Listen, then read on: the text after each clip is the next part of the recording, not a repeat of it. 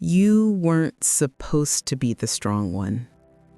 You weren't supposed to be the therapist, the referee, the emotional shock absorber of the house. You weren't supposed to know about money problems, betrayals, addictions, or your parents' deepest fears. You were supposed to be the child. But somewhere along the way, the roles flipped. And instead of being held, you started holding everything. If you grew up too fast, if people called you mature for your age, when what you really were was scared and alone, if you feel exhausted in a way rest never fixes, this video is for you. Tonight, we're going to talk about the child who raised everyone. We're going to name what happened to you, why it still affects you today, and how you can finally start healing this invisible trauma. Not with cliches, not with just let go or the past is the past, but with truth, psychology, and a kind of philosophy that actually respects your story. So if any part of you feels seen already, stay. Because by the end of this video, I want you to walk away with something you probably never had: permission to stop being the parent of everyone and to finally become someone's child, your own. Maybe from the outside, your childhood looked normal. There was food, there were birthdays, there were pictures on the wall. Maybe other people even said you were lucky, at least you had a home. What they didn't see was what lived inside that home. They didn't see a mother crying on the edge of the bed using you as her diary. They didn't see a father raging about his problems, pacing back and forth, and you absorbing every word like a sponge. They didn't see you standing between two adults who were supposed to protect you and instead turned you into their mediator, confidant, and emotional parent. Children are not supposed to manage anyone's anxiety. Children are not supposed to soothe an adult after another affair, another fight, another broken promise. Children are not supposed to be the only calm one in the room. But you were. Maybe you were the one who put your siblings to sleep. Maybe you were the one who hid the bottles. Maybe you were the one who kept the secrets. You weren't mature for your age. You were forced into adulthood to keep the family from falling apart. That has a name: parentification. It's a type of childhood trauma where the child becomes the caregiver, emotionally or practically, for the adults around them. It doesn't always leave bruises on the body. Most of the time, it leaves bruises on something nobody can see: your sense of self. Children in chaotic homes make a silent deal. They don't sign it. They don't speak it. They feel it. The deal goes something like this: if I'm good enough, calm enough, helpful enough, maybe they won't leave. Maybe they won't fight. Maybe they'll finally be okay. Maybe they'll finally see me. So you became the good listener, the smart one, the problem solver, the child who never complained, who never had too many needs. Your nervous system learned very early: their needs are urgent. Mine are dangerous. Because when you tried to show anger, you were called ungrateful.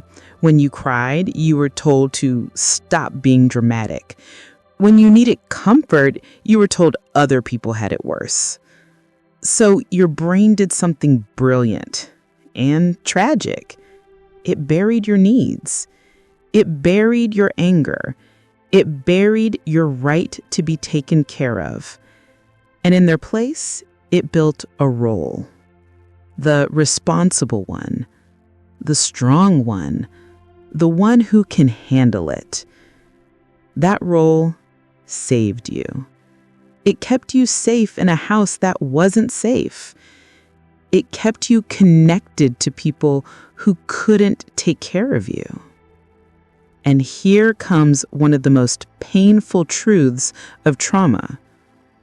What saves you then imprisons you now. Let's talk about your body for a moment. Growing up in constant emotional chaos teaches your nervous system one main lesson. Calm isn't safe. Calm is suspicious. When the house is quiet, you wait for the door to slam. When people are kind, you wait for the hidden condition. When life is stable, you feel like something bad is about to happen. That's not you being dramatic. That's a nervous system trained in hypervigilance. Your brain became an alarm system, always scanning tone of voice, micro-expressions, the way footsteps sound in the hallway, the way a text is worded, anything to predict the next explosion. So now, as an adult, you might notice things like you can't relax, even on vacation. You feel guilty when you rest. You keep your phone close just in case. You feel more comfortable solving other people's problems than sitting with your own. That's not a personality trait. That's a survival pattern. You learn to live in emergency mode. And your body, very loyal to the child you were, still believes that staying on high alert is the only way to keep everyone safe. The adult life of the child who raised everyone. So what happens when the child who raised everyone grows up? On paper, you might look impressive. You're the dependable friend, the competent coworker, the person who has it all together.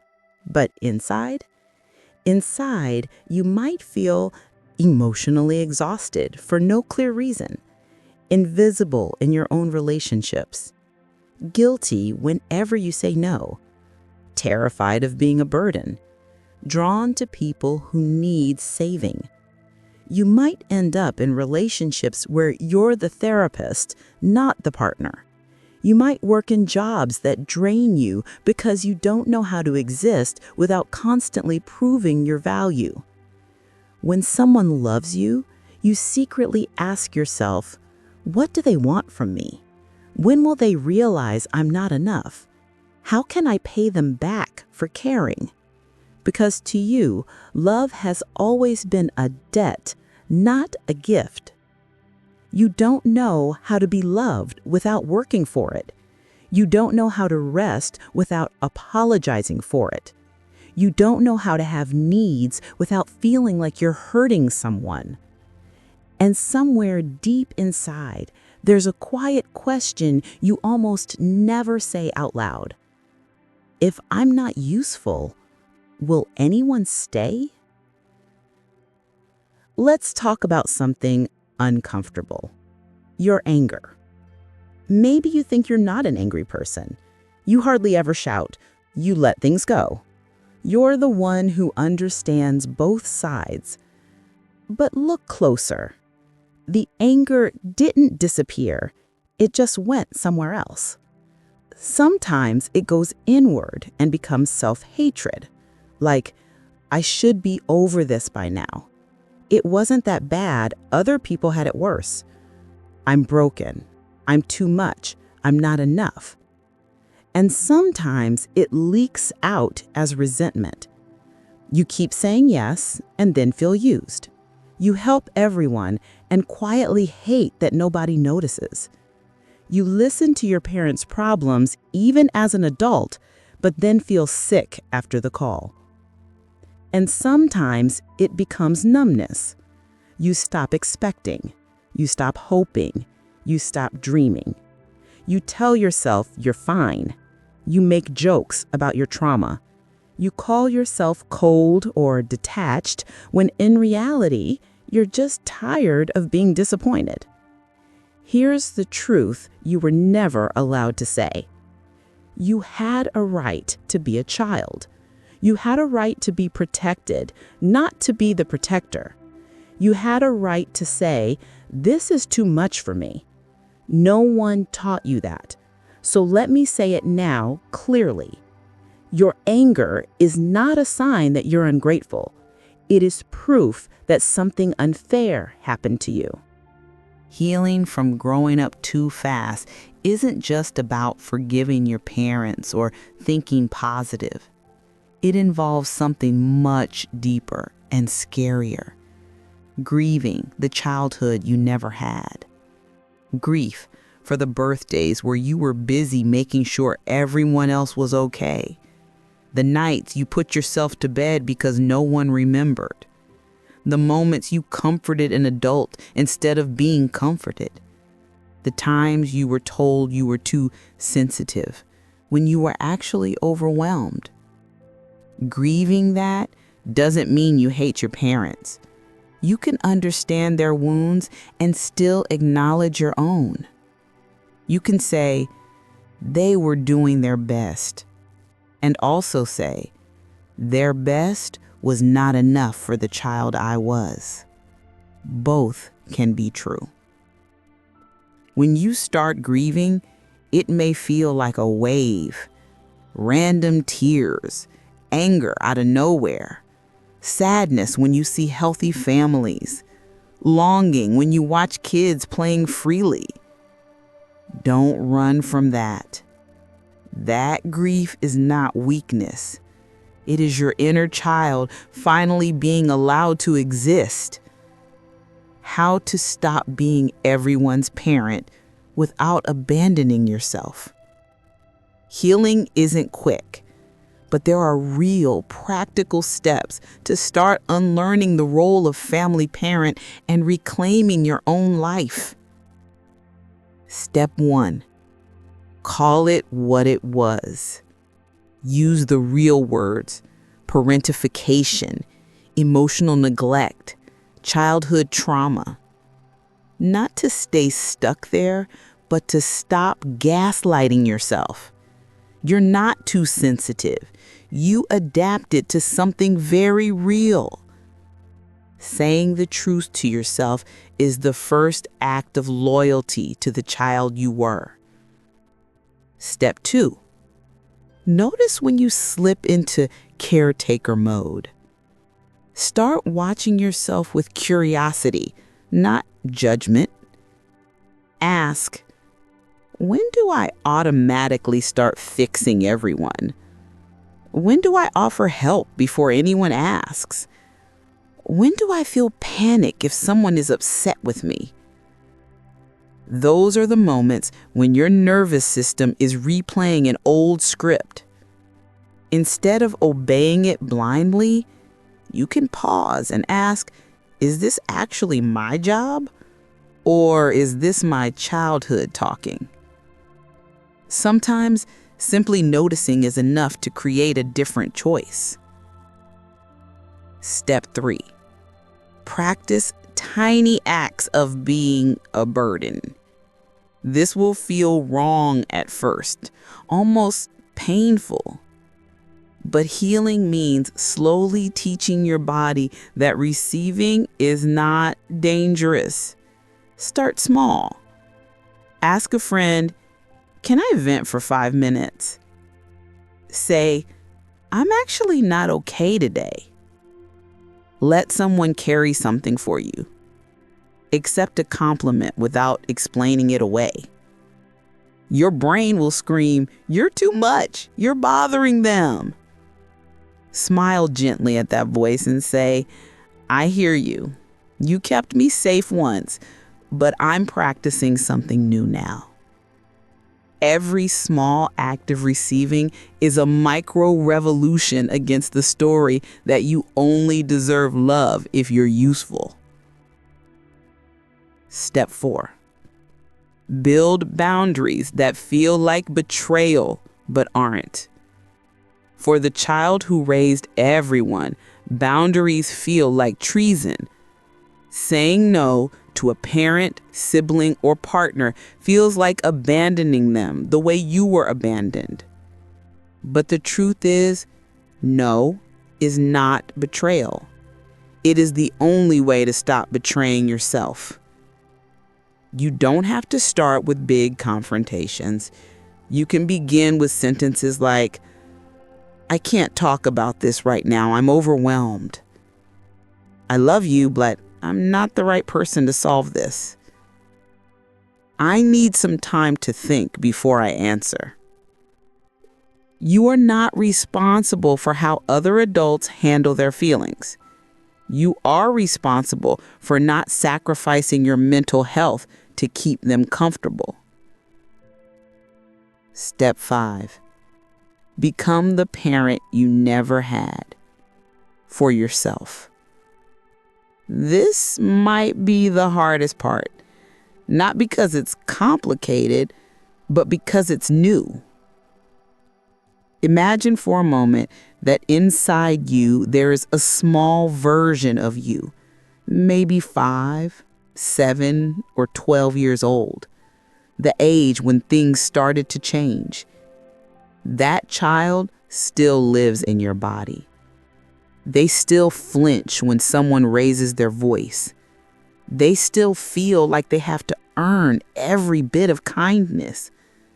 Your job now is not to erase that child. Your job is to raise them again, slowly, but correctly this time. Ask yourself regularly, what does my inner child need today? What would a good parent say to me right now? How would I treat a child who feels the way I feel? And then do for yourself what you would instinctively do for them. Offer comfort instead of criticism. Offer rest instead of more pressure. Offer presence instead of solutions. This is reparenting, and no one can take that away from you. If you've watched this far, there's something I want you to really hear. Not just with your mind, but with your nervous system, with your bones. You were never meant to carry all of this. You were not born to be a therapist in a child's body. You were not born to be the emotional shield of the family. You were not born to be useful first and human second. You were born to be held, guided, protected, and allowed to grow at your own pace. That didn't happen, and that is not your fault. But now, as an adult, you get to decide what happens next. You can keep living like the child who raised everyone, or you can start becoming the adult who finally raises you. The one who says, I am allowed to rest. I am allowed to be loved without earning it. I am allowed to have needs and still be worthy. I am allowed to stop being the parent of everyone. If any part of this video felt uncomfortably accurate, if you felt that strange mix of pain and relief, like someone just turned on the light in a room you've been living in for years, that's not an accident. It means your story matters. It means your nervous system is tired of carrying everything alone. It means you are ready, even just a little bit, to start healing. On this channel, Raised Too Soon, we'll keep exploring the psychology of growing up too fast, the philosophy of healing the inner child, the nervous system patterns behind your relationships, your anxiety, and your self-worth. If you want to keep walking this path with someone who understands this kind of silence, subscribe to the channel. Leave a comment about the line that hit you the hardest. And if you feel safe, share a bit of your story, not for drama, but for connection. Because the truth is, you were never the only child who raised everyone. There are thousands of us. And maybe, just maybe, this is where we finally learn that we don't have to do it alone anymore.